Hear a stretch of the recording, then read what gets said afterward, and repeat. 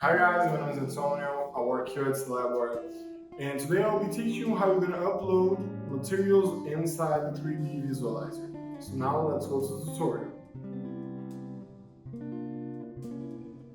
For this tutorial, I'll be using the Fabricator system, but the process of adding materials to the 3D visualizer is exactly the same in all the three systems: Fabricator, Distributor, and Exporter. Go to website and then click on 3D visualizer. Here you'll be able to upload all the textures you plan to use in your 3D environment. At the top, you'll see the tabs Stone, Wall, Floor, and Cabinet. Each category lets you add textures separately and keep them organized in their respective sections. On the side, there's a search bar to help you find materials more quickly. For example, I'll search for the stone Taj Mahal, and here it is. Let's start by registering a new stone. It could be marble, granite, whatever you'd like. Click New in the top right corner. I will add a Dynasty Brown marble. First, fill in the name, then select a category. Here you can decide whether the texture will be set as default. In Select Image File, upload an image of your material. The higher the quality, the better it'll look in 3D. Once you've selected your image, click Open. After uploading, you'll have the option to crop the image. When you're done, click Crop and Save. The material will be saved automatically. And here it is, Dynasty Brown Marble, now listed under Stones. Now let's add a wall. Click on Wall at the top, and then click on New. The process is the same. Fill in the name and check if the category is correct. Define as default if you want to. Then upload an image of the material. After that, click the Open button. And then crop the area of the material you'd like to display in 3D. Click Crop and Save. The wall material has been added to the list automatically. Here you can see the cropped image, the material's name, and whether it has been set as default or not. By clicking the pencil icon, you'll be able to edit and update any information about your material. Click Save once you're done.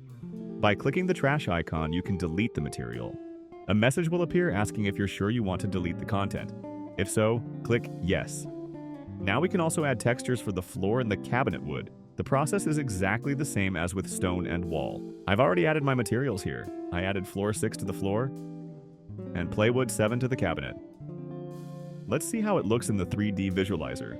Alright, I've selected the living room so we can test the materials we've added. If you click the map pin icon with a pencil, a menu will open, showing the textures you can edit. This one lets you edit the kitchen island stone. This one is for the countertop stone. And this icon here lets you edit the backsplash behind the countertop. For all of them, we're going to use the Dynasty Brown. By clicking here, you'll open the cabinet menu. Here's the plywood 7 we've added. Right here, you can edit the width and height of any material. If you click the lock icon in the middle, it will keep the same proportions on both sides as you drag the yellow handle to make it larger or smaller. Here you can open the floor menu, and here's our material. Floor 6. Beautiful. I'll change the camera angle so we can get a better view of the wall. Here we can choose the material we'll use on the walls. Here's the black brick.